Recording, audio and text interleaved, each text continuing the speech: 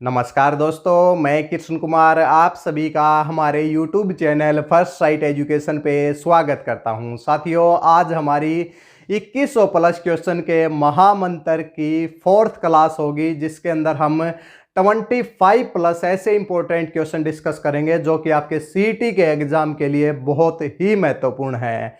इन 25 plus question को 5 विषयों में बांटा गया है। 5 क्वेश्चन आपके हरियाणा जीके के होंगे, 5 क्वेश्चन आपके इंडिया जीके के, 5 हिंदी के, 5 इंग्लिश के और 5 विज्ञान के क्वेश्चन होंगे।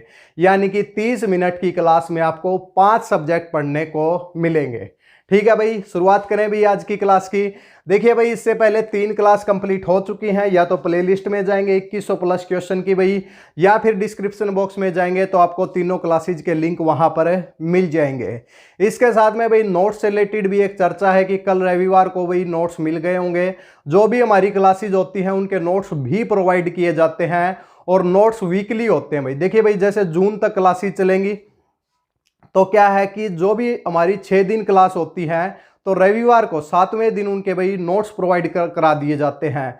नोट्स आपके थोड़े से पेड हैं और क्लासेज बिल्कुल फ्री हैं। साथ साथ में नोट करना चाहें तो नोट कर सकते हैं, और अगर नोट्स को लेना चाहते हैं तो केवल 79 रुपीज़ में भाई आपको नोट्स मिल जाते हैं। नीचे एक कॉन्टैक्ट नंबर दिया हुआ है, उसके ऊपर कॉन्टैक्ट करें, आपको वहां पर पेमेंट के मेथड बता दिए जाते हैं। हैंड रिटन नोट्स होंगे भाई, ठीक है। जो कुछ भी हम पढ़ाते हैं वही नोट्स आपके होंगे, ठीक है। शुरुआत करें भाई आज की क्लास की। शुरुआत करते हैं। जो भी दोस्त नए आए हैं चैनल को सब्सक्राइब जरूर करें, इसके साथ में बेल आइकन का बटन प्रेस करें ताकि भविष्य में जो भी क्लासेज हो उनकी नोटिफिकेशन सबसे पहले आप तक पहुंचे। हर रोज सुबह 9 बजे क्लासेज होती हैं। आज की क्लास थोड़ी सी लेट है भाई, ठीक है भाई। चलो भाई शुरुआत करते हैं।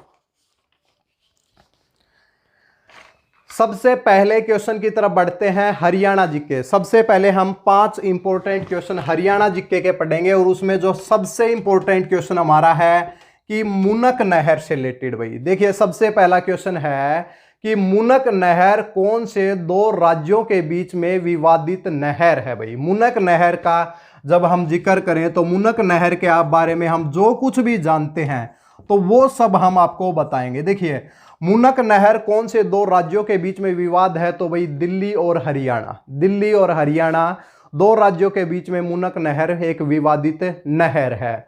मुनक नहर की बात करें तो भाई दिल्ली को जो पानी, जिससे दिल्ली को जो पानी मिलता है वो मुनक नहर से मिलता है भाई। इसके साथ में बात करें कि समझौता कब हुआ था और इससे रिलेटेड ये बनकर कब तैयार हुई थी, तो सब चीजों की एक बार बात कर लेते हैं। देखिए भाई, मुनक नहर को लेकर हरियाणा और दिल्ली के बीच में 1996 में समझौता होता है भाई। 1996 में क्या होता है? समझौता होता है। 2003 में मुनक नहर की खुदाई का काम स्टार्ट हो जाता है। यानी कि भाई खुदाई का काम, जैसे नहर बनानी है तो भाई नहर बनाने के लिए खुदाई करनी होगी, तो 2003 में काम स्टार्ट हो जाता है। और 2012 में मुनक नहर से भाई दिल्ली को पानी मिलना स्टार्ट हो जाता है। लेकिन किसको कितना पानी मिलेगा इसको लेकर भाई विवाद चला हुआ है। तो क्वेश्चन जरूर बनता है कि कौन से 2 राज्यों के बीच में है, तो दिल्ली और हरियाणा के बीच में। ठीक है भाई, हो जाएगा क्वेश्चन। और इसकी लंबाई की बात करें, मुनक नहर की लंबाई कितनी है, तो 102 किलोमीटर इसकी लंबाई बताई जाती है। कमेंट सेक्शन में आपको छापना है कि SYL नहर कौन से 2 राज्यों के बीच में विवादित लिंक है, यानी कि नहर है भाई। जल्दी से कमेंट सेक्शन में छाप दीजिए। और SYL नहर की लंबाई कितनी है, तो लंबाई भी आपको कमेंट सेक्शन के अंदर बतानी है। ठीक है भाई, जल्दी से छाप दीजिए। अगले क्वेश्चन की तरफ बढ़ते हैं।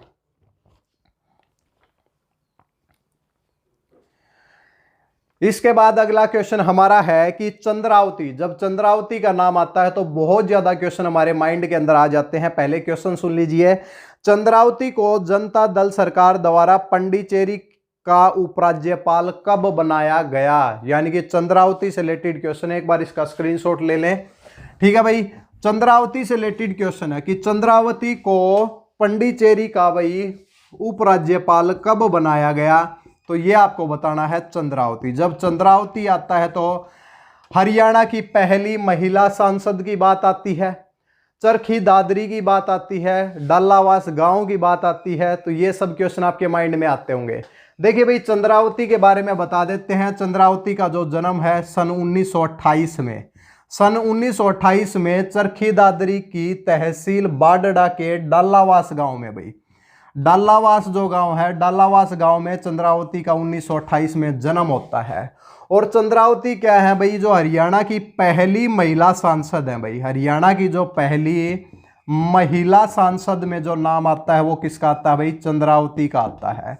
और चंद्रावती को जनता दल की सरकार ने, क्वेश्चन क्या था कि जनता दल की सरकार ने चंद्रावती को पंडिचेरी का उपराज्यपाल कब बनाया, तो उत्तर आपका हो जाएगा 1990 भाई।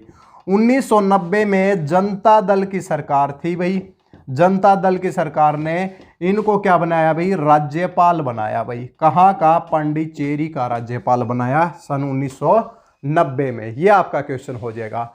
हरियाणा की पहली महिला सांसद कौन है भाई, चंद्रावती हैं, जिनका जन्म 1928 में डालावास गांव के अंदर हुआ था। डालावास बाडड़ा में पड़ता है और बाडड़ा चरखी दादरी में है भाई, आज के टाइम, पहले भिवानी में था भाई। ठीक है भाई, नेक्स्ट क्वेश्चन की तरफ बढ़े भाई। तीसरा क्वेश्चन है कि राज्य सरकार द्वारा वर्ष 2021 को किस रूप में बनाने का फैसला लिया गया है। हरियाणा सरकार ने 2021 का जो वर्ष है उसको किस रूप में बनाने के लिए भाई वो किया है, तो सुशासन वर्ष भाई। 2021 को सुशासन वर्ष के रूप में बनाने का निर्णय हरियाणा सरकार ने लिया है, तो सुशासन वर्ष आ जाएगा। ठीक है, अगले क्वेश्चन की तरफ बढ़ते हैं। संपूर्ण राज्य में सर्वश्रेष्ठ ग्राम पंचायत को कौन सा पुरस्कार दिया जाता है भाई। देखिए भाई, हरियाणा में अगर पंचायत से रिलेटेड अगर कोई ग्राम पंचायत अच्छा कार्य कर रही है तो भाई उसको वही क्या है, सम्मानित करते हैं। तो सम्मानित करते वक्त उनको कौन सा पुरस्कार दिया जाता है, तो भाई चौधरी देवीलाल पुरस्कार दिया जाता है। कौन सा दिया जाता है, चौधरी देवीलाल पुरस्कार। चौधरी देवीलाल पुरस्कार से सम्मानित किया जाता है। चौधरी देवीलाल पुरस्कार, जिसकी जो सम्मानित राशि है वो 10 लाख रुपए दी जाती है भाई उस ग्राम पंचायत को। किसी भी ग्राम पंचायत को हरियाणा में सम्मानित करने के लिए कौन सा पुरस्कार दिया जाता है, चौधरी देवीलाल पुरस्कार दिया जाता है।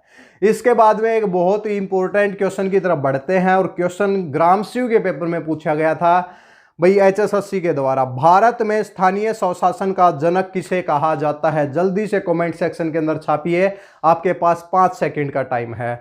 हरियाणा में स्थानीय स्वशासन का जनक किसे कहा जाता है, 5 सेकंड है भाई।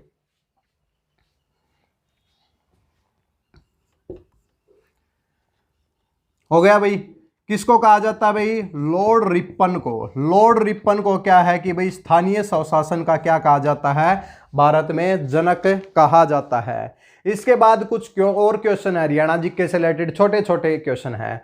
2011 की जनगणना के अनुसार 2011 की जनगणना के अनुसार हरियाणा में गांव कितने हैं भाई, तो 6841 गांव हैं भाई। सबसे ज्यादा गांव कौन से उसमें है भाई, तो यमुना नगर में। कल बताया था भाई, यमुना नगर में सबसे ज्यादा क्या है भाई, गांव है। सबसे कम रोहतक के अंदर गांव है भाई, रोहतक के अंदर सबसे कम गांव हैं। इसके बाद बात करें अभी ग्राम पंचायतों की। देखिए अभी पंचायत के चुनाव नहीं हुए हैं, अभी तक जो पिछले चुनाव हुए थे वो 6212 ग्राम पंचायती थे भाई पिछली बार। अभी जो 2016 में चुनाव हुए थे पंचायतों के, 2015-16 में, तो वहां पे 6212 थी। लेकिन अब की बार 108 ग्राम पंचायतों का इजाफा हुआ है। टोटल जो ग्राम पंचायतें आज के टाइम जो इलेक्शन होगा वो 6318 ग्राम पंचायतें हो जाएंगी। और सबसे ज्यादा जो इजाफा है वो कौन से जिले में हुआ है, यमुना नगर में 18 ग्राम पंचायतें बढ़ी हैं भाई, अकेले यमुना नगर में। ठीक है भाई, तो ये आपके 5 से 6 क्वेश्चन थे हरियाणा जीके के। अब हम नेशनल जीके के क्वेश्चन की तरफ बढ़ेंगे, उससे पहले आप इसका एक स्क्रीनशॉट लेंगे और फिर हम आगे की तरफ बढ़ेंगे। आइए दोस्तों, इसके बाद हम 5 इंपॉर्टेंट क्वेश्चन डिस्कस करते हैं भाई इंडिया जीके के 5 इंपॉर्टेंट क्वेश्चन डिस्कस करेंगे, जिसमें सबसे पहला क्वेश्चन हमारा है भाई इसरो से। भाई इसरो से क्वेश्चन है, तो इसरो का जो क्वेश्चन है, तो सबसे पहले इसरो के बारे में भी बताएंगे आपको। इसरो क्या है भाई, Indian space research organisation, Indian research space organisation. अब क्वेश्चन सुन लीजिए भाई। क्वेश्चन है कि इसरो का मुख्यालय कहां पर स्थित है। इसरो का जो मुख्यालय है वो कहाँ पर स्थित है? तो सबसे पहले बता देते हैं, इसरो का जो मुख्यालय है वो भाई बेंगलोर में है भाई। और बेंगलोर कहाँ पर है भाई? तो बेंगलोर कर्नाटक में है भाई। तो बेंगलोर में क्या है भाई? इसरो का मुख्यालय स्थित है। लेकिन अकेला मुख्यालय बताने से तो काम नहीं चलेगा। इसरो की फुल फॉर्म क्या है भाई? तो Indian space research organisation. English वालों को तो पता लग जाएगा, लेकिन हिंदी वाले भी थोड़ा सा वो करेंगे। तो भारतीय अंतरिक्ष अनुसंधान संगठन क्या है भाई? इसरो की क्या है भाई? फुल फॉर्म है। इसके बाद क्वेश्चन आता है कि भाई इसरो की स्थापना कब हुई थी? तो स्थापना को लेकर क्वेश्चन हमारे माइंड में आता है। तो भाई 15 अगस्त भाई, कब हुई थी भाई? 15 अगस्त 1969 को भाई इसरो की स्थापना होती है। इसरो की स्थापना 15 अगस्त 1969 को होती है। और उसके बाद क्वेश्चन आता है कि चेयरमैन कौन थे भाई? तो कौन थे भाई चेयरमैन? भाई विक्रम साराभाई। इन्हीं की बदौलत ये काम हुआ था भाई। विक्रम साराभाई क्या थे भाई? इसके पहले चेयरमैन के रूप में इन्होंने कार्य किया था। वर्तमान में अगर चेयरमैन की बात करें तो चेंज हो चुके हैं भाई एस सोमनाथ। एस सोमनाथ क्या है भाई? इनके चेयरमैन है। देखिए एस को एक इंग्लिश में एक हिंदी में लिख दिया, एस सोमनाथ। एस सोमनाथ क्या है भाई? वर्तमान में इनके चेयरमैन हैं। अगर बात करें इससे पहले वाले चेयरमैन 2018 से 22 तक, तो वो क्या थे भाई? के सिवन क्या थे भाई? इसके भाई चेयरमैन थे। तो ये आपके इसरो से रिलेटेड क्वेश्चन बनते हैं। कमेंट सेक्शन में ज़रूर बताएं कि भाई आप क्या इसरो के बारे में आप ये सब पहले से जानते थे, नहीं जानते थे? तो अब तो बिल्कुल क्लियर हो गया होगा। इंडिया जीके का क्वेश्चन है। इसरो यानी कि बेंगलोर में इसका मुख्यालय स्थित है। बेंगलोर कर्नाटक में है। भारतीय अंतरिक्ष अनुसंधान संस्थान संगठन इसका नाम है। 15 अगस्त 1969 को भाई इसकी स्थापना होती है। विक्रम साराभाई पहले चेयरमैन। वर्तमान में एस सोमनाथ हैं और 2018 से लेकर 2022 तक के सिवन इसके चेयरमैन रहे हैं। जल्दी से एक स्क्रीनशॉट जल्दी से लें, फिर हम आगे की तरफ बढ़ते हैं।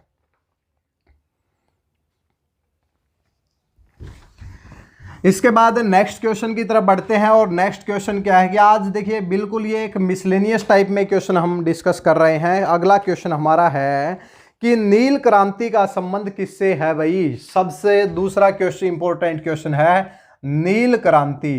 कोई सी भी क्वेश्चन को छोड़ा नहीं जाएगा। नील क्रांति का संबंध मत्स्य पालन से है भाई। तो मत्स्य यानी कि मछलियों से रिलेटेड है भाई। मछलियों का उत्पादन, मछलियों के उत्पादन से रिलेटेड यानी कि क्या है भाई? नील क्रांति है। कमेंट सेक्शन में जल्दी से अभी बताएंगे सफेद क्रांति। सफेद क्रांति का संबंध किससे है? जल्दी से कमेंट सेक्शन में आ जाना चाहिए। नेक्स्ट क्वेश्चन को डिस्कस करते हैं, उसके बाद इस क्वेश्चन की तरफ वापस लौटेंगे। ठीक है। इसके बाद थर्ड जो हमारा क्वेश्चन है वो है भाई प्रधानमंत्री उज्ज्वला योजना। प्रधानमंत्री उज्ज्वला योजना का शुरुआत कब हुई थी? प्रधानमंत्री उज्ज्वला योजना की शुरुआत कब हुई थी? तो हम कहेंगे कि भाई 1 मई 2016 को भाई इसकी शुरुआत हुई थी। ठीक है भाई। तो 1 मई 2016 को इसकी शुरुआत हुई थी प्रधानमंत्री उज्ज्वला योजना। क्या मकसद क्या था भाई? बीपीएल परिवार की महिलाओं को मुफ्त में सिलेंडर देना इसकी क्या थी भाई? इसकी योजना थी भाई। ठीक है भाई। उसके बाद एक क्वेश्चन है, आप लोग सभी अभी बताएंगे, नमामि गंगे योजना की शुरुआत कब हुई थी? नमामि गंगे की शुरुआत कब हुई थी? और स्टैंड अप इंडिया भाई, स्टैंड अप इंडिया की शुरुआत कब हुई थी? स्टैंड अप इंडिया की शुरुआत कब हुई थी? जल्दी से कमेंट सेक्शन में छापें। उसके बाद हम इन क्वेश्चन की तरफ लौटते हैं। सफेद क्रांति, सफेद क्रांति का संबंध किस चीज से है भाई? तो दुग्ध उत्पादन भाई। तो दूध के उत्पादन से भाई क्या है भाई? इसका संबंध है। दूध के उत्पादन से इसका क्या है भाई? संबंध है। तो ये सब आप नोट करेंगे। ठीक है भाई। नील क्रांति मत्स्य पालन, सफेद क्रांति दुग्ध उत्पादन, प्रधानमंत्री उज्ज्वला योजना, 1 मई 2016 को नमामि गंगे आपने छाप दिया हुआ है 1 जुलाई भाई, 1 जुलाई 2016 को भाई, 2016 को। स्टैंड अप इंडिया 5 अप्रैल भाई। क्या स्टैंड अप इंडिया क्या हो जाएगा? 5 अप्रैल 2016 को भाई इसकी शुरुआत हुई थी। तो उम्मीद है कि आप सभी को ये सभी भाई समझ में आ गया होगा। अगर वीडियो साथ साथ में अच्छी लगती है तो एक भाई एक शेयर का बटन होता है, ग्रुप के अंदर वीडियो को ज़्यादा से ज़्यादा शेयर करने का भी प्रयास करें भाई, ठीक है भाई। तो और इसके साथ में कंप्लीट, अगर आप इतने जल्दी नोट नहीं कर पाते तो या तो वीडियो को थोड़ा सा स्लो कीजिए या फिर आप नोट से पढ़ सकते हैं, जो कि आपको वीकली मिलेंगे भाई। कॉन्टैक्ट नंबर आपको दे दिया होगा, जल्दी से इसका स्क्रीनशॉट लें, फिर हम आगे की तरफ बढ़ते हैं।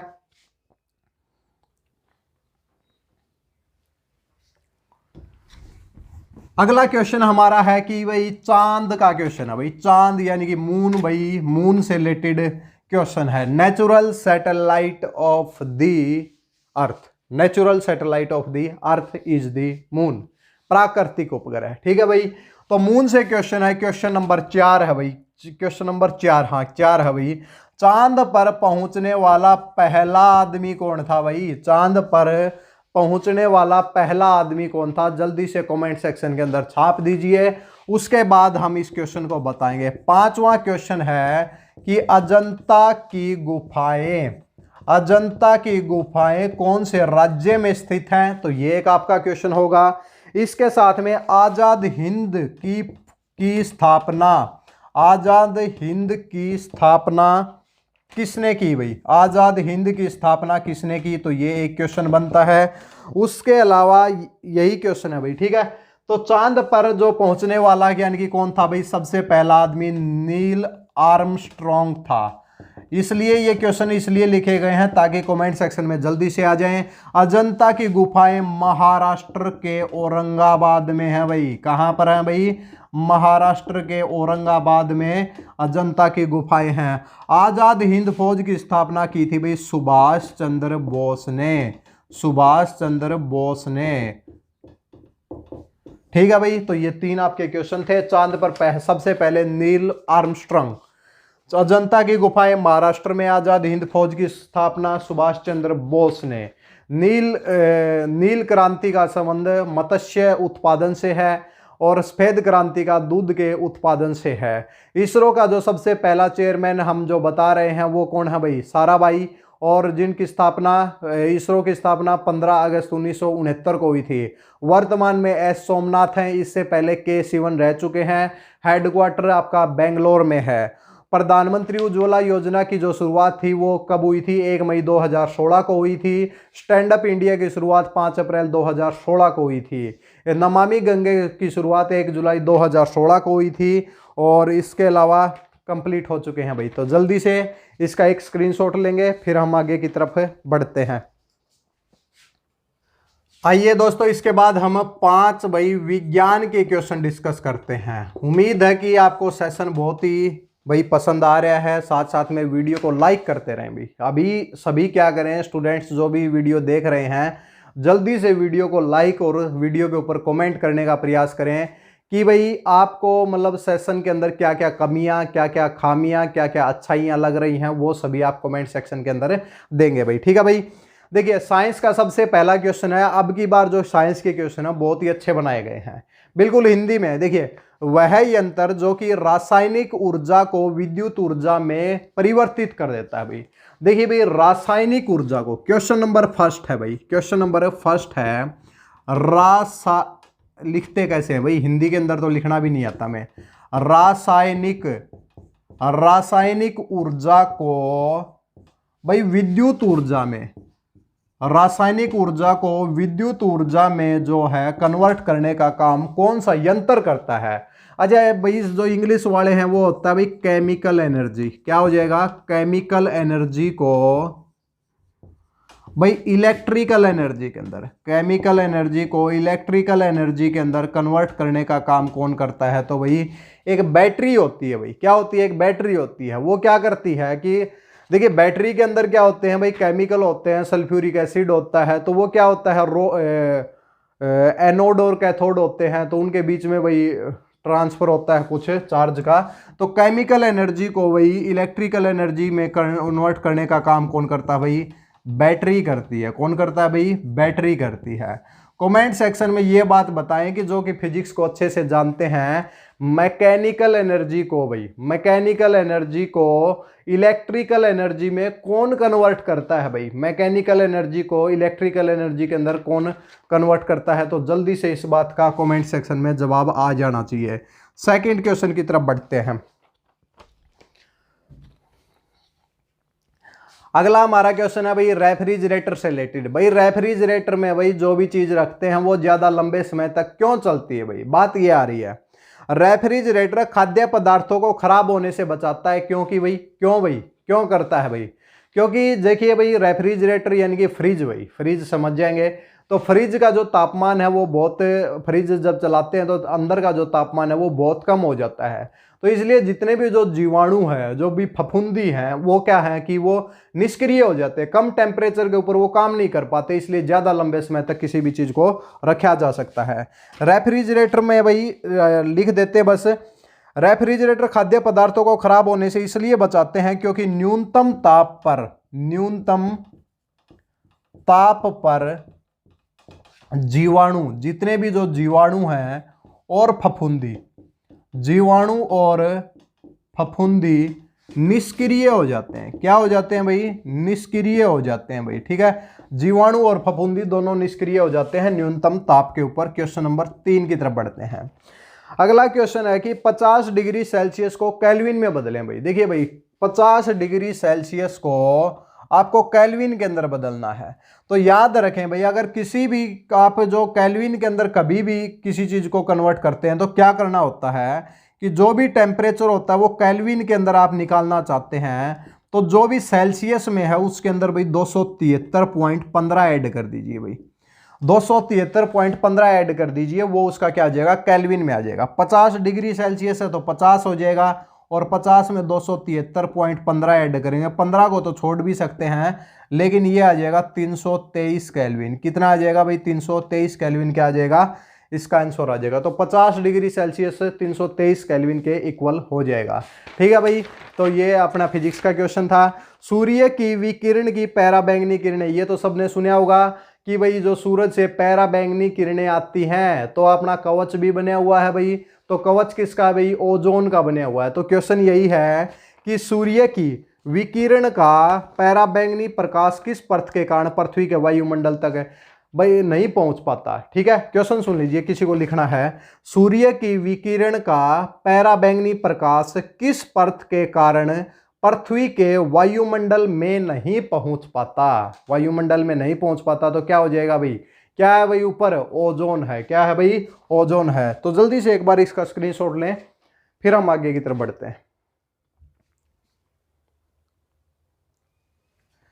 तो क्या भाई बताया भाई हमने? ओजोन। पेपर के अंदर एक क्वेश्चन पूछा जाता है कि भाई ओजोन का फार्मूला क्या है? वो तो चलो ठीक है भाई, ओजोन है भाई, ओजोन का फार्मूला क्या है? तो ओजोन का जो फार्मूला है वो होता है O3। O3 तीन ऑक्सीजन के भाई एटम आपस में कनेक्ट होते हैं, O3 बनाते हैं। अगर मान लिया कि इनमें से एक चला जाए ना तो क्या बन जाता है? ऑक्सीजन बन जाता है। क्या बन जाती है भाई? ऑक्सीजन बन जाती है, ठीक है भाई। कमेंट सेक्शन में ये बात बताएं भाई, आयरन यानी कि Fe, आयरन क्या है? Fe का जो एटॉमिक नंबर कितना है? ये ऑप्शनल है भाई, ये मत सोचना कि भाई हमें नहीं आता, हमने वैसे ही पूछ लिया। आयरन का जो एटॉमिक नंबर कितना है कमेंट सेक्शन में जल्दी से बताएं भाई। न्यूट्रॉन की खोज के लिए किसे नोबेल प्राइज दिया गया? सबसे पहला तो न्यूट्रॉन की जिसने खोज की थी उसी को देंगे भाई। तो न्यूट्रॉन की जो खोज है वो किसने की थी भाई? न्यूट्रॉन की खोज किसने की भाई? न्यूट्रॉन की खोज किसने की थी भाई? तो क्या थे भाई? जेम्स चैडविक थे। कौन थे भाई? James Chadwick. चैडविक भाई कब की थी भाई? 1932 में। खोज 1932 में की थी भाई। नोबेल प्राइज का हमें भी नहीं पता कि कब मिला था भाई, ठीक है भाई। तो न्यूट्रॉन की खोज के लिए जो नोबेल प्राइज है वो जेम्स चैडविक को मिला था, और 1932 में न्यूट्रॉन की खोज हुई थी, ठीक है भाई। इसके बाद हमारा है, लोहे को जंग लगने के लिए किसकी आवश्यकता है? देखिए भाई लोहे के ऊपर जंग लग जाता है, ठीक है भाई। उसके बाद में ये भी कहते हैं कि भाई जिंक की परत चढ़ाई जाती है, लेकिन जब उसको जंग लगता है तो जंग क्यों लगता है भाई? किसी चीज को हम खुले में छोड़ देते हैं भाई, लोहे की चीज को, तो उसके अंदर जंग लग जाता है, क्योंकि क्या होता है, बाहर उसको ऑक्सीजन भी मिल जाती है, बाहर उसको मॉइस्चर भी मिल जाता है। मॉइस्चर और ऑक्सीजन दोनों को मिलकर भाई जंग लगता है। तो क्वेश्चन नंबर 6 भाई, एक क्वेश्चन इसका बढ़ा दिया गया अब की बार। तो लोहे को जंग लगने के लिए किस चीज की जरूरत है भाई? एक तो है भाई ऑक्सीजन की। किसकी जरूरत है भाई? ऑक्सीजन यानी कि O2 की भाई, ठीक है। और साथ में किसके? मॉइस्चर। मॉइस्चर के अंदर क्या होते हैं? वाटर की ड्रॉपलेट्स होती हैं। तो ऑक्सीजन और वाटर दोनों मिलकर क्या करते हैं भाई? जंग बनाते हैं भाई। लोहे के ऊपर क्या बनाते हैं? जंग बनाते हैं। तो इसका एक बार स्क्रीनशॉट लें भाई आप। आइए दोस्तों, इसके बाद हम डिस्कस करते हैं भाई 5 हिंदी के क्वेश्चन। एक क्लास है, 5 सब्जेक्ट हैं और केवल 30 से 35 मिनट की क्लास है भाई, ठीक है भाई। तो बहुत लगातार आप जुड़े हुए हैं, हम देख रहे हैं लगातार, पहली क्लास से आप देख रहे हैं। अगर नहीं देखी हैं तो नीचे कमेंट से डिस्क्रिप्शन बॉक्स में जाइए, क्योंकि जब ज़्यादा क्लासेज हो जाएंगी ना, बाद में मुश्किल हो जाएगी इतनी क्लासेज को कवर करना भाई। हिंदी का पहला क्वेश्चन, सबसे पहला क्वेश्चन है कि बहुत ही मजाक वाला भी क्वेश्चन है। गर्दन पर सवार होना, गर्दन पर सवार होना मुहावरे का अर्थ क्या होगा? गर्दन के ऊपर आपके कोई सवार हो जाए तो इसका मतलब क्या हो गया? कि आपके पीछे पड़ गया भाई, आपका पीछा नहीं छोड़ रहा, तो वो क्या हो जाता है? गर्दन पर सवार होने का मतलब हो जाएगा। तो पहला क्वेश्चन क्या है? गर्दन पर सवार होना। गर्दन पर सवार होने का क्या मतलब है? कि पीछा ना छोड़ना भाई, पीछा न छोड़ना। अगर आपके कोई गर्दन पर सवार होता है यानी कि वो आपका पीछा नहीं छोड़ रहा भाई, ठीक है भाई। तो ये आपका गर्दन पर सवार होने का हो जाएगा। अब की बार आ जाएगा आंखों में गड़ना। आंखों में गड़ना, और हरियाणवी में बात करें तो आंखों में खटकना भाई। ये नहीं कहते खटकता है ये मेरे। तो आंखों में खटकने का भाई क्या वो होगा? जल्दी से कमेंट सेक्शन में बताएंगे। आंखों में खटकना का मुहावरे का, खटकड़ा लिख दिया भाई, खटकना, खटकना।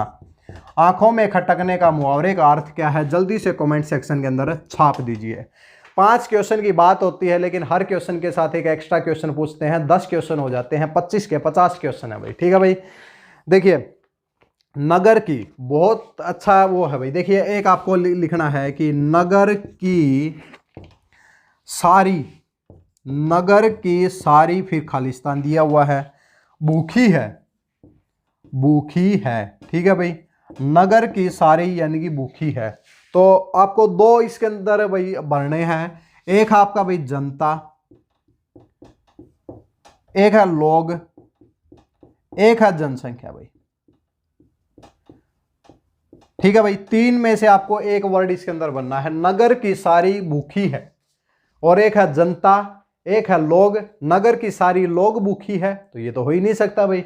नगर की सारी जनसंख्या, या काउंटिंग थोड़ी हो रही है, सारी तो बता ही दिया ना, ओल है भाई, ठीक है भाई। तो ओल हो जाएगा। तो नगर की सारी क्या आ जाएगा? जनता भूखी है। ऐसे क्वेश्चन पेपर के अंदर आपको देखने को मिलते हैं, जो केवल आप कितना भी पढ़ के चले जाएं, ये तो आपको अपने माइंड से ही सोचना पड़ेगा कि यहां पर करेक्ट वर्ड क्या आ सकता है। हिंदी और इंग्लिश के अंदर अगर थोड़ा सा आप ऊपर ऊपर से टॉपिक को पढ़ते हैं और वहां पर माइंड को अच्छे से यूज करते हैं, तो क्वेश्चन गलत नहीं होते भाई, केवल वर्ड मीनिंग को छोड़ के, ठीक है भाई। रविंद्रनाथ टैगोर, बहुत ही अच्छा क्वेश्चन है। देखिए हमने कल भी आपको बताया था, रविंद्रनाथ टैगोर। स्पेलिंग में भाई गलती हो सकती है भाई, ऐसी कोई बात नहीं है, ठीक है। रविंद्रनाथ टैगोर का नाम, रविंद्रनाथ टैगोर का नाम सांस्कृतिक क्या है भाई? सांस्कृतिक एवं, ये हटाओ भाई इसको, सांस्कृतिक एवं, फिर खालिस्तान दिया हुआ है, सांस्कृतिक एवं खालिस्तान। जगत में सदा, जगत में सदा विश्वसनीय रहेगा, विश्व अविस्मरणीय भाई, सदा अविस्मरणीय रहेगा, अविस्मरणीय रहेगा, ठीक है। ये आपका है भाई। देखिए क्या है? रविंद्रनाथ टैगोर का नाम सांस्कृतिक एवं, फिर फिल इन ब्लैंक्स है, जगत में सदा अविस्मरणीय रहेगा। बहुत ही इंपॉर्टेंट क्वेश्चन है। देखिए पहला है दर्शन भाई, तो सांस्कृतिक दर्शन जगत में सदा अविस्मरणीय रहेगा, या संगीत जगत में, संगीत आ सकता है भाई, संगीत आ सकता है, लेकिन संगीत जब इनको आता हो तब ना, जब नाम दिया है किसी व्यक्ति का तो उसका संबंध बताना है भाई। तो रविंद्रनाथ टैगोर कौन थे भाई? रविंद्रनाथ टैगोर यानी कि भारत के पहले वो व्यक्ति थे भाई जिनको नोबेल प्राइज मिला था। कब? 1913 में। गीतांजलि के लिए साहित्य में, कहां पर भाई, साहित्य लिटरेचर में मिला था। और थर्ड ऑप्शन है साहित्यिक, तो सांस्कृतिक एवं साहित्यिक, क्योंकि क्या करते थे भाई, ये तो क्या करते थे, कविताएं लिखते थे, लिटरेचर का काम था, साहित्यिक आ जाएगा भाई, तो साहित्यिक आपका राइट आंसर हो जाएगा। चित्रकला, चित्रकला भी नहीं आती थी भाई इनको, इसलिए इनका जो नाम, जो मेन नाम है वो क्या है, लिटरेचर से रिलेटेड है। तो सांस्कृतिक एवं साहित्यिक जगत में अविस्मरणीय रहेगा भाई, ठीक है भाई, तो ये आपका राइट आंसर हो जाएगा। एक बार जल्दी से इसका स्क्रीनशॉट लेंगे, फिर आगे की तरफ बढ़ते हैं। अब भाई देखो भाई, अगला क्वेश्चन है फोर्थ क्वेश्चन, हिंदी आज बिल्कुल इजी लेके आए हैं, बिल्कुल बिल्कुल इजी है, कोई ना संधि है ना समास है, बस लिखी क्या है, कुछ वर्ड का खेल है। हाथ का लिखा हुआ, फोर्थ क्वेश्चन है, अनेक शब्दों के लिए एक शब्द बताना है। हाथ का लिखा हुआ, हाथ का लिखा हुआ, अगर आप अपने हाथ से ही लिखते हैं, जैसे हमारे नोट्स हैं, हम भाई अपने हाथ से लिखते हैं, टाइपिंग नहीं करवाते, तो हस्तलिखित नोट्स हो जाएंगे, हस्तलिखित क्या हो जाएंगे, नोट्स हो जाएंगे, ठीक है। तो अपने हाथ से लिखते हैं उसको, हस्त मतलब हाथ और लिखित मतलब लिखा हुआ, हस्तलिखित बोलते हैं। एक शब्द के लिए एक बताएंगे, भलाई की इच्छा रखने वाला, भलाई की इच्छा रखने वाला। अगर आप किसी की भलाई की इच्छा, भलाई के बारे में सोचते हैं, किसी के भले के बारे में सोचते हैं, तो आप क्या हैं उस व्यक्ति के लिए, तो आपको ये कमेंट सेक्शन में बताना है। देखिए आप कमेंट सेक्शन में ये मत सोचिए कि भाई लिखने से हो जाएगा, आपका रिवीजन हो जाएगा, इसलिए हम एक क्वेश्चन एक्स्ट्रा दे रहे हैं ताकि आपका साथ साथ में रिवीजन चलता रहे। भलाई की इच्छा रखने वाला कौन होता है भाई, कमेंट सेक्शन में जल्दी से बताएं। इसके साथ में अगला क्वेश्चन है प्रत्यक्ष, क्या हो जाएगा, प्रत्यक्ष का जो विलोम शब्द है वो क्या होगा। देखिए प्रत्यक्ष को हम अप्रत्यक्ष भी बोल सकते हैं, लेकिन इसका जो सही वर्ड है, सही मायने में बात करें, इसका जो विलोम शब्द हो जाएगा वो क्या हो जाएगा, परोक्ष हो जाएगा भाई, क्या हो जाएगा, परोक्ष। प्रत्यक्ष का क्या हो जाएगा, परोक्ष क्या हो जाएगा भाई, आपका विलोम शब्द हो जाएगा। इसके बाद में हो जाएगा परमार्थ, परमार्थ का विलोम शब्द क्या होगा, तो जल्दी से आप बताएं भाई, ये कमेंट सेक्शन में छाप दीजिए। भलाई, अगर आप किसी के भले के बारे में सोचते हैं तो आप उस व्यक्ति के लिए क्या है भाई, हितैषी है, क्या है भाई, हितैषी, उस व्यक्ति के लिए क्या है, हितैषी है। और परमार्थ का मतलब है स्वार्थ, अगर कोई स्वार्थी व्यक्ति है तो उसको स्वार्थी बोलेंगे, और जो व्यक्ति भाई घमंडी है, स्वार्थ रखने वाला है, तो उसको परमार्थी बोल देंगे भाई, ठीक है भाई। तो हाथ का लिखा हुआ हस्तलिखित, भलाई की इच्छा रखने वाला हितैषी, प्रत्यक्ष का विलोम शब्द परोक्ष हो जाएगा, परमार्थ का क्या हो जाएगा, स्वार्थ हो जाएगा। जल्दी से इसका एक स्क्रीनशॉट लेंगे, फिर हम आगे की तरफ बढ़ते हैं। वीडियो अच्छी लगे तो साथ साथ में वीडियो को शेयर करने का प्रयास करते रहें भाई, ठीक है। आइए दोस्तों, इसके बाद हम इंग्लिश के 5 क्वेश्चन को डिस्कस करते हैं। और भाई देख लीजिए भाई कैसे क्वेश्चन हैं, कहीं पे प्रेपोजिशन यूज है, तो कहीं पे सेंटेंस के अंदर एरर है, तो कहीं पे सिनोनियम का क्वेश्चन है, तो कहीं पे वर्ड, वन वर्ड का क्वेश्चन है। तो सभी क्वेश्चन आपके सामने हैं। पहले क्वेश्चन की तरफ बढ़ते हैं। ही वाज टू, टू क्या हो जाएगा, एडवर्ब है भाई, ठीक है भाई। ही वाज टू, फिर fill in the blanks, to make a statement before the boss. क्या इसके अंदर भाई आपका आएगा, ऑप्शन आपको नहीं दिए गए हैं वैसे, ठीक है। एक ऑप्शन आपको दे देते हैं टिमिड भाई, क्या हो जाएगा, टिमिड। और एक आ जाएगा आपका कवार्ड भाई, क्या आ जाएगा, कवार्ड, डरा हुआ है, ठीक है। और थर्ड ऑप्शन आपके रह गए भाई इसके अंदर, शाई, शाई आपका ऑप्शन हो जाएगा। और ऑप्शन फोर्थ हो जाएगा कि भाई आपका टायर्ड, ठीक है, टायर्ड, ठीक है। तो ये आपके पास 4 ऑप्शन है कि he was to fill in the blanks to make a statement before the boss. यानी कि क्या है कि भाई बॉस के सामने क्या है भाई, तो कोई भी एक्सप्लेनेशन नहीं दे पा रहा, स्टेटमेंट नहीं दे पा रहा भाई, तो क्या हुआ, डरा हुआ है। ये बात तो है कि ही वाज टू, वही इतना डरा हुआ है कि अपने बॉस के सामने भाई या तो प्रेजेंटेशन नहीं कर सकता या फिर कोई स्टेटमेंट ही नहीं दे सकता भाई, ठीक है। तो ये बताइए भाई, टिमिड, कवार्ड, शाई और टायर्ड। टायर्ड का तो मतलब देखिए भाई, टायर्ड का मतलब तो थका हुआ भाई, इतना वो थका हुआ है, तो बॉस के सामने तो ये कोई थकने वाली वो बात नहीं है। शाई मतलब भाई वो शर्मिला है, तो शर्मिले की तो कोई बात ही नहीं होगी। तो 2 ऑप्शन है भाई, टिमिड और कवार्ड। तो या तो टिमिड आएगा, टिमिड का मतलब भी डरा हुआ डरपोक होता है, कवार्ड का मतलब भी डरपोक होता है। लेकिन यहां पर सही वर्ड कौन सा होना चाहिए, ही वॉज टू टिमिड या फिर ही वॉज टू कवार्ड। देखिए एक एडवर्ब है, एडवर्ब अगर देखा जाए तो एडवर्ब ये है भाई नाउन, ठीक है भाई, ये है नाउन भाई, ठीक है, ये हो जाएगा नाउन। और ये क्या हो जाएगा भाई, ये एडजेक्टिव है। तो क्या करती है, एडजेक्टिव की विशेषता कौन बताती है, एडवर्ब बताती है। तो यहां पर जो सही वर्ड होगा ये एडवर्ब है, तो यहां पर एक एडजेक्टिव आएगा भाई, he was too timid, he was too timid. यानी कि क्या करती है, एडवर्ब क्या होती है कि देखिए संज्ञा सर्वनाम की विशेषता बताता है विशेषण, लेकिन विशेषण की विशेषता कौन बताता है भाई, अब विशेषण एडजेक्टिव होता है। अब एडजेक्टिव की जो विशेषता कौन बताता है भाई, वो एडवर्ब बताता है भाई। कौन बताता है भाई, एडवर्ब बताता है। हमें वैसे एडवर्ब का हिंदी के अंदर वर्ड याद नहीं आ रहा कि हिंदी के अंदर एडवर्ब को क्या कहते हैं। ये जरूर बताया कि भाई इसकी जो एडजेक्टिव की जो विशेषता बताता है वो क्या होता है भाई, एडवर्ब होता है। देखिए ही वाज टू क्या हो जाएगा, टिमिड, तो यहाँ पे एडजेक्टिव आएगा, यहाँ पे एडवर्ब होगी, तो टू टिमिड आपका राइट आंसर हो जाएगा। उसके बाद Neha was surprise by our result, यानी कि अपने रिजल्ट को देख के सरप्राइज हो गई।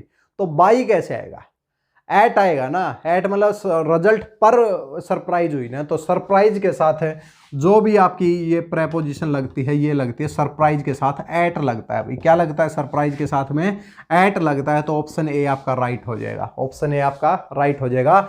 Neha was surprise at a result आ जाएगा, ठीक है। Ankita is disgusted at the habit of the her brother, भाई नाराज है, गुस्सा है अपने ब्रदर की किसी हैबिट को लेकर भाई, ठीक है भाई। तो डिस्गस्टेड के साथ यहां पर क्या आएगा, एट आएगा, तो किसके ऊपर भाई, eight the habit of the her brother भाई। स्टडी ऑफ ट्यूमर्स और बोन्स, जल्दी से बताइए, ट्यूमर्स की स्टडी को क्या कहते हैं, बोन्स हड्डियों की स्टडी को क्या कहते हैं, तो दोनों कमेंट सेक्शन में छाप दीजिए। अगले क्वेश्चन की तरफ हम बढ़ते हैं। एक्सऑर्बिटेंट, एक्सऑर्बिटेंट मतलब क्या होता है, एक्सऑर्बिटेंट का मतलब होता है अत्यधिक भाई, लिमिट से ज्यादा, लिमिट से ज्यादा या तो आप खुश होते हैं तो एक्सऑर्बिटेंट लगा देते हैं। अत्यधिक के लिए जो वर्ड यूज होता है एक्सऑर्बिटेंट होता है, और इसमें डल भाई कम है, क्लियर साफ है, रेयर बहुत कम है, तो आई यानी कि बहुत ज्यादा की जब बात हो रही है तो आई आपका राइट आंसर हो जाएगा। स्टडी ऑफ ट्यूमर्स, ट्यूमर्स की स्टडी को हम क्या बोलते हैं भाई, ऑन्कोलॉजी। जब भी आप ऑन्कोलॉजी ट्यूमर्स के से रिलेटेड अगर डॉक्टर को दिखाने जाते हैं तो कौन से डिपार्टमेंट में जाते हैं, ऑन्कोलॉजी डिपार्टमेंट में जाते हैं। कोई भी डॉक्टर भाई इनसे कैंसर से रिलेटेड अगर कोई अगर मतलब ट्रीटमेंट करता है तो उसको हम क्या बोलते हैं, ऑन्कोलॉजिस्ट, ऑन्कोलॉजिस्ट बोलते हैं भाई उसको, ठीक है। तो ऑन्कोलॉजी डिपार्टमेंट हो जाएगा, ऑन्कोलॉजिस्ट डॉक्टर हो जाएगा भाई। ऑन्कोलॉजी हो जाएगा ट्यूमर्स की स्टडी को, और बोन्स की स्टडी को बोलते हैं ओस्टियोलॉजी। क्या होता है भाई, ओस्टियोलॉजी। तो आप ये वन वर्ड और वर्ड मीनिंग बहुत अच्छे से पढ़ें क्योंकि एग्जाम के लिए बहुत ही महत्वपूर्ण है। He was too timid, Neha was surprise, surprise के साथ क्या लगेगा, एट लगेगा। डिस्गस्टेड के साथ क्या लगेगा, एट लगेगा। स्टडी ऑफ ट्यूमर्स को ऑन्कोलॉजी, बोन को ओस्टियोलॉजी, एक्सऑर्बिटेंट अत्यधिक यानी कि हाई इसको बोलते हैं। तो ये आज हमारी क्लास होती है कंप्लीट भाई। इसके साथ में 4 क्लास हमारी कंप्लीट हो जाती हैं, और नेक्स्ट क्लास कल सुबह 9 बजे होगी। कई बार क्लासेस लेट हो जाती हैं भाई, ठीक है भाई, तो इस बात का वो ना ले, दिन में क्लास ज़रूर होगी। तो कैसी लगी वीडियो तो कमेंट सेक्शन में ज़रूर बताएं। वीडियो को भाई लाइक ज़रूर करें और कमेंट करके भी बताएं, और शेयर करने का प्रयास भी करें ताकि सभी स्टूडेंट्स के पास वीडियो पहुंचे और आपको लगातार वीडियो इसी तरीके की बहुत अच्छे कंटेंट के साथ मिलती रहे भाई, ठीक है भाई। और इससे रिलेटेड कंप्लीट क्लास के अगर नोट्स आते हैं तो नोट्स से रिलेटेड कॉन्टैक्ट नंबर बार बार दे दिया गया है, 999 नीचे भी मिल जाएगा, 56757। वीकली नोट्स मिलेंगे जो भी क्लासेज होती हैं। आज जैसे कि भाई मंडे है तो मंडे से लेकर सैटरडे तक के नोट्स आपको संडे को मिल जाएंगे, और पिछले जो वीक्स के नोट्स हैं वो कल मिल गए हैं, तो वो भी लेना चाहते हैं तो। और एक स्टूडेंट्स का कमेंट आया कि सर 79 रुपीज़ हर वीक की नहीं है भाई, कंप्लीट 2100 प्लस क्वेश्चन के टोटल जो प्राइस है पीडीएफ का वो 79 रुपये है भाई, ठीक है भाई। तो इस बात में कंफ्यूज बिल्कुल भी ना हो। चलो भाई अगली क्लास में मिलते हैं कुछ और इंटरेस्टिंग टॉपिक के साथ, तब तक के लिए धन्यवाद।